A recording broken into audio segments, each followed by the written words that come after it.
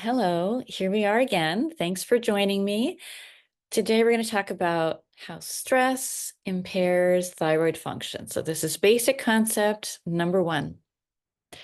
You may already have experienced this, right? You may have already noticed for yourself that when you are under stress, your symptoms, your thyroid symptoms, get worse.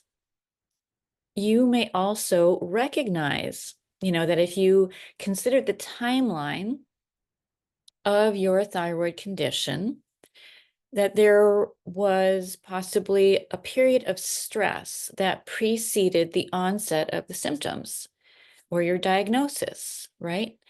You may have had stress in your life. You may have just had a baby. You may have just moved across country, or you may have been perimenopausal, right? These are all stressors on the mind body. And so many more. I mean, you may have gone through a divorce, right? There's financial stress. There are all kinds of stressors that may apply. And we'll talk about all the different types of stress in tomorrow's video. But for today, I just want to sort of help you start to put together the puzzle pieces for yourself. Because often there is a period of stress that precedes the onset of the thyroid symptoms, and there can be, if you think about when your symptoms got worse, when there was an inflection point in your symptoms, this may also be tied to known stressors in your life that you were going through. So consider that. But let's talk about why stress is such an important factor for thyroid health and hormonal health, right? Thyroid hormone is a hormone. And so I want to talk about the stress response. When we talk about stress, we are talking about the body's natural, wired way of responding to stress. And that is the stress response, also known as the fight, flight, freeze response. So when we are in the stress response, our autonomic nervous system operates in the stress mode. In the stress mode, we are gearing up to flee an emergency or flee a threat, right? So it is a mechanism that is designed for our survival, and it was adaptive when our lives were, very different. We've had this same operating system since Paleo Man, and of course, life looked very different back then. Stressors were few and far between, and they were brief, right? You either survived the attack from the tiger or you did not.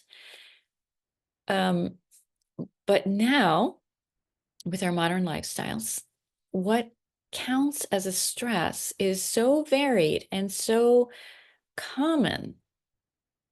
And some of us just have a very low tolerance for stress, and we'll talk about why that is in future days' videos.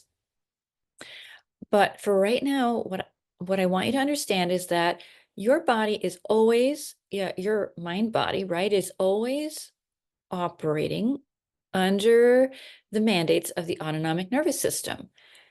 There is a part of your brain that is dedicated to monitoring everything going on outside of you, your environment, and everything going on within you as well, including your thoughts and emotions.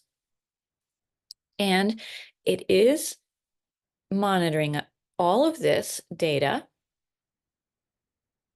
to determine whether we are safe or unsafe. If we are unsafe, we go into that stress response. When we are safe, we can be in the relaxation response. That's the rest, digest, and heal response. And if you have a chronic condition or you have chronic symptoms, you need to be in that rest, digest, and heal response most of each day. I mean, we all do, right? Even the healthy person needs to be in that relaxation response most of each day. But for the person who is already chronically ill, we need to be in that relaxation response more of the time than the healthy person, because the healthy person is just trying to maintain their health, right? But if you're trying to regain your health, if you're trying to attain a higher level of health, you need to be in that relaxation response more of each day so that you can increase your level of health, right? I hope this is making sense to you. And so it is even more important that you be in that relaxation response where we can rest, digest, and heal. Because when we are in the stress response, it's like the body sacrifices, inhibits all restorative functions of the body, right? To survive some kind of threat or emergency. Only in our current lifestyle, that threat or emergency might look like the bill you haven't paid. It might look like rush hour traffic. It may look like that relationship you have at work that is stressful, or at home that is stressful, right? So many things in our lives can register as stress or threat to that part of the subconscious mind that is trying to keep us alive and is inappropriately kind of firing off that stress response and stopping all restorative functions of the body every time that a stress is recognized.